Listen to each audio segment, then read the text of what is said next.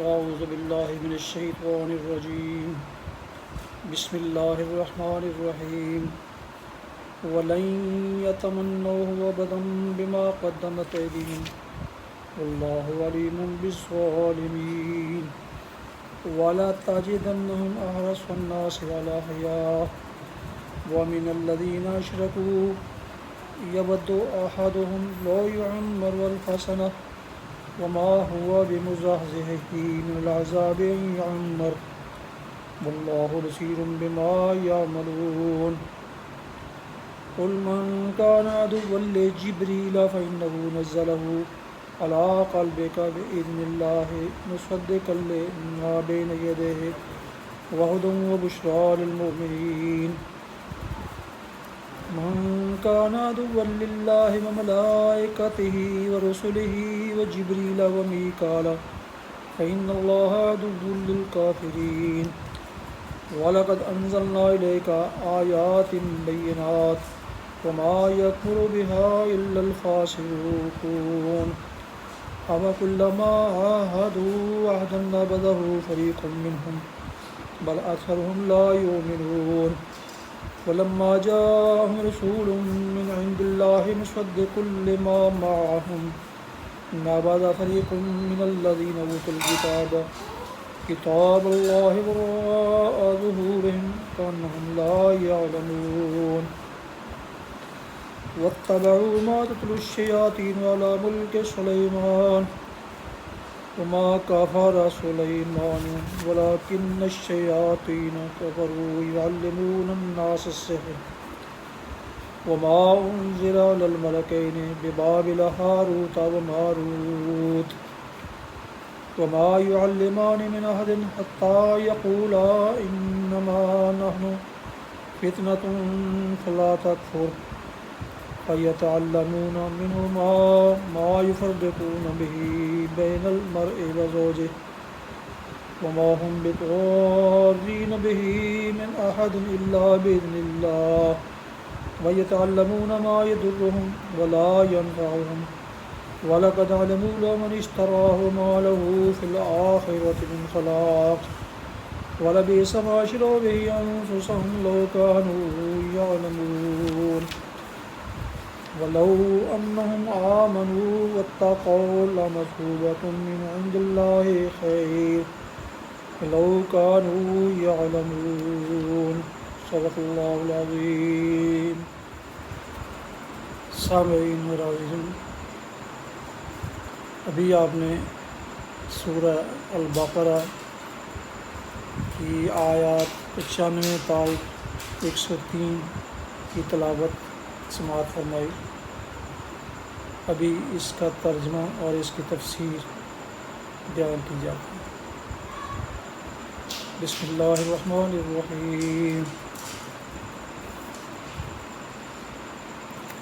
وَلَن يَتَمَنَّوْهُ أَبَدًا بِمَا قَدَّمَتْ أَيْدِيهِمْ وَاللَّهُ عَلِيمٌ بِالظَّالِمِينَ. یقین جانو کہ یہ کبھی اس کی تمنا نہ کریں گے، اس لیے کہ اپنے ہاتھوں جو کچھ کما کر انہوں نے وہاں بھیجا ہے اس کا اقتضا یہی ہے کہ یہ وہاں جانے کی تمنا نہ کریں. اللہ ظالموں کے حال سے خوب واقف ہے. وَلَا تَجِدَنَّهُمْ أَحْرَصَ النَّاسِ عَلَىٰ حَيَاةٍ. تم انہیں سب سے بڑھ کر جینے کا حریص پاؤ گے، حتیٰ کہ یہ اس معاملے میں مشرکوں سے بھی بڑے ہوئے ہیں. ان میں سے ایک ایک شخص یہ چاہتا ہے کہ کسی طرح 1000 برس جیے، حالانکہ لمبی عمر بہرحال اسے عذاب سے تو دور نہیں پھینک سکتی. جیسے کچھ اعمال یہ کر رہے ہیں اللہ تو انہیں دیکھ ہی رہا ہے.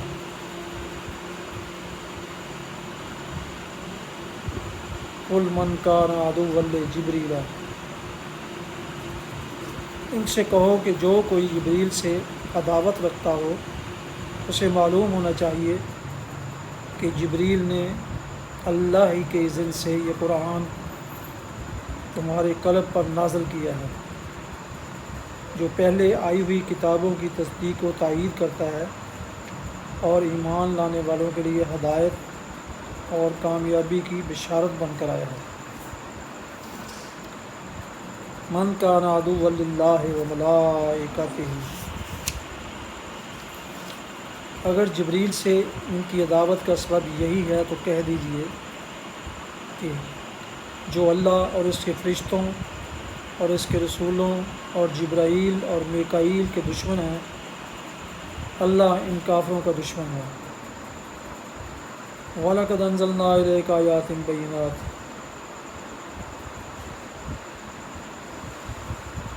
ہم نے تمہاری طرف ایسی آیات نازل کی ہیں جو صاف صاف حق کا اظہار کرنے والی ہیں، اور ان کی پیروی سے صرف وہی لوگ انکار کرتے ہیں جو فاسق ہیں۔ أَوَكُلَّمَا عَاهَدُوا وَعْدًا نَبَذُوهُ، کہ ہمیشہ ایسا نہیں ہوتا رہا ہے کہ جب انہوں نے کوئی عہد کیا تو ان میں سے ایک نہ ایک گروہ نے اسے ضرور ہی بالائے طاق رکھ دیا، بلکہ ان میں سے اکثر ایسے ہی ہیں جو سچے دل سے ایمان نہیں لاتے۔ وَلَمَّا جَاءَهُمْ رَسُولٌ مِّنْ عِندِ اللَّهِ، اور جب ان کے پاس اللہ کی طرف سے کوئی رسول اس کتاب کی تصدیق و تائید کرتا ہوا آیا جو ان کے ہاں پہلے سے موجود تھی،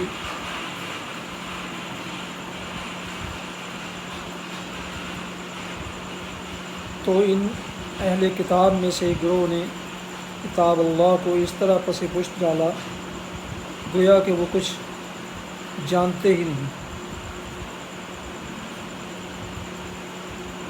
وَاتَّبَعُوا مَا تَتْلُو الشَّيَاطِينُ عَلَىٰ مُلْكِ سُلَيْمَانَ، اور لگے ان چیزوں کی پیروی کرنے جو شیاطین سلیمان کی سلطنت کا نام لے کر پیش کیا کرتے تھے، حالانکہ سلیمان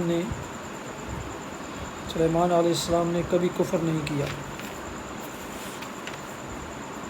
کفر کے مرتکب تو وہ شیاطین تھے جو لوگوں کو جادوگری کی تعلیم دیتے تھے، وہ پیچھے پڑے اس چیز کے جو بابل میں دو فرشتوں ہاروت و ماروت پر نازل کی گئی تھی، حالانکہ وہ فرشتے جب بھی کسی کو اس کی تعلیم دیتے تھے تو پہلے صاف طور پر متنبع کر دیا کرتے تھے کہ دیکھ ہم محض ایک آزمائش ہیں، تو کفر میں مبتلا نہ ہو۔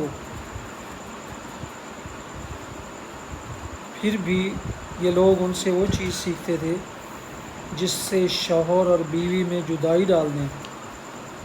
ظاہر تھا کہ اذن الہی کے بغیر وہ اس ذریعے سے کسی کو بھی ضرر نہ پہنچا سکتے تھے، مگر اس کے باوجود وہ ایسی چیز سیکھتے تھے جو خود ان کے لیے نفع بخش نہیں بلکہ نقصان دہ تھی، اور انہیں خوب معلوم تھا کہ جو اس چیز کا خریدار بنا اس کے لیے آخرت میں کوئی حصہ نہیں۔ کتنی بری متاع تھی جس کے بدلے انہوں نے اپنی جانوں کو بیچ ڈالا، کاش انہیں معلوم ہوتا۔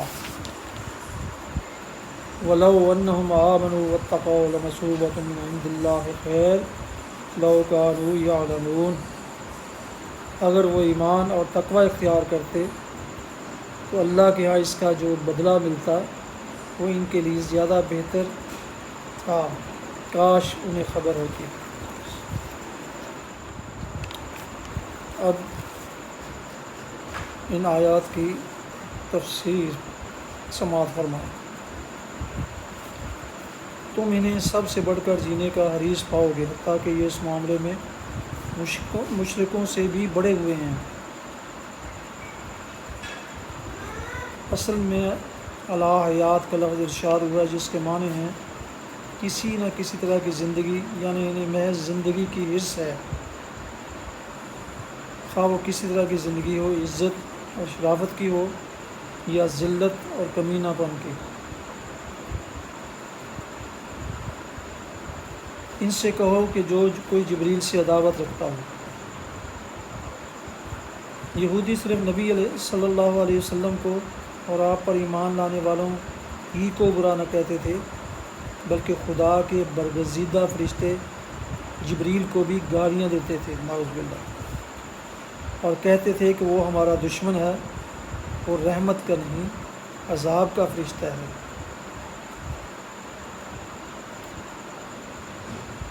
اسے معلوم ہونا چاہیے کہ جبریل نے اللہ ہی کے اذن سے یہ قرآن آپ کے قلب پر نازل کیا ہے، یعنی اس بنا پر تمہیں گالیاں جبریل پر نہیں بلکہ خداوند برتر کی ذات پر پڑتی ہیں، جو پہلے آئی ہوئی کتابوں کی تصدیق کو تائید کرتا ہے۔ مطلب یہ ہے کہ گالیاں تم اس لیے تو دیتے ہو کہ جبریل یہ قرآن لے کر آیا ہے، اور حال یہ ہے کہ یہ قرآن سراسر تورات کی تائید میں ہے، لہٰذا تمہاری گالیوں میں تورات بھی حصے دار ہوئی۔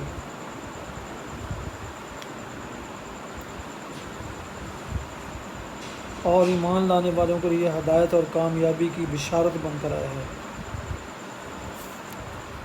اس میں لطیف اشارہ اس مضمون کی طرف کہ نادانوں، اصل میں تمہاری ساری ناراضگی ہدایت اور رائے راست کے خلاف ہے۔ تم لڑ رہے ہو اس صحیح رہنمائی کے خلاف جسے اگر سیدھی طرح مان لو تو تمہارے ہی لیے کامیابی کی بشارت ہو۔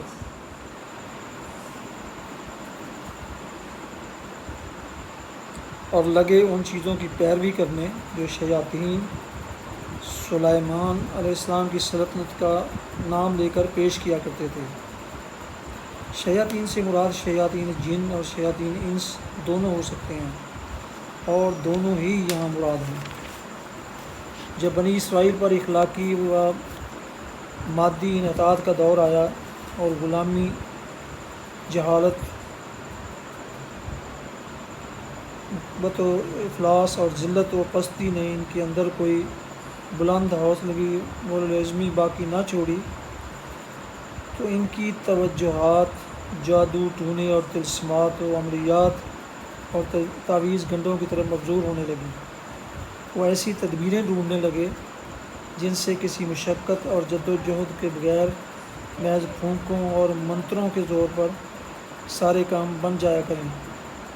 اس وقت شیاطین نے ان کو بہکانا شروع کیا کہ سلیمان علیہ السلام کی عظیم الشان سلطنت اور ان کی حیرت انگیز طاقتیں تو سب کچھ چند نقوش اور منتروں کا نتیجہ تھا، اور وہ ہم تمہیں بتائے دیتے ہیں۔ چنانچہ یہ لوگ نعمت غیر مترقبہ سمجھ کر ان چیزوں پر ٹوٹ پڑے، اور پھر نہ کتاب اللہ سے ان کی کوئی دلچسپی رہی اور نہ کسی داعی حق کی آواز انہوں نے سن کر دی۔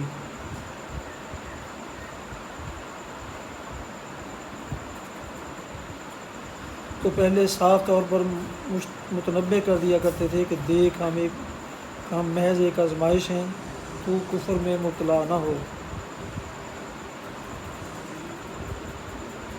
اس آیت کی تعویل میں مختلف اقوال ہیں، مگر جو کچھ ہم نے سمجھا ہے وہ یہ ہے کہ جس زمانے میں بنی اسرائیل کی پوری قوم بابل میں قیدی اور غلام بنی ہوئی تھی، اللہ تعالیٰ نے 2 فرشتوں کو انسانی شکل میں ان کی آزمائش کے لیے بھیجا ہوگا۔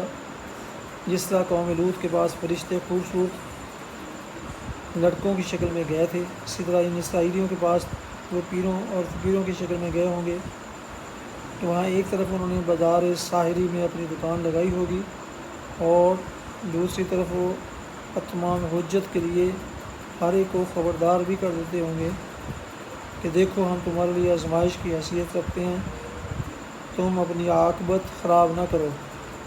مگر اس کے باوجود لوگ ان کے پیش کردہ عملیات اور نقوش اور تعویذات پر ٹوٹ پڑتے ہوں گے۔ فرشتوں کی انسانی شکل میں آ کر کام کرنے پر کسی کو حیرت نہ ہو، وہ سلطنت الہی کے کار پرواز ہیں۔ اپنے فرائض منصبی کے سلسلے میں جس وقت جو صورت اختیار کرنے کی ضرورت ہوتی ہے وہ اسے اختیار کر سکتے ہیں۔ ہمیں کیا خبر کہ اس وقت بھی ہمارے گرد و پیش کتنے فرشتے انسانی شکل میں آ کر کام کر جاتے ہوں گے۔ رہا فرشتوں کا ایک ایسی چیز سکھانا جو بجائے خود بری تھی، تو اس کی مثال ایسی ہے جیسے پولیس کے بے دردی سپاہی کسی رشوت خور حاکم کو نشان زدہ سکے اور نوٹ لے جا کر رشوت کے طور پر دیتے ہیں تاکہ اسے عین حالت ارتکاب جرم میں پکڑیں اور اس کے لیے بے گناہی کے عذر کی گنجائش باقی نہ رہنے دیں۔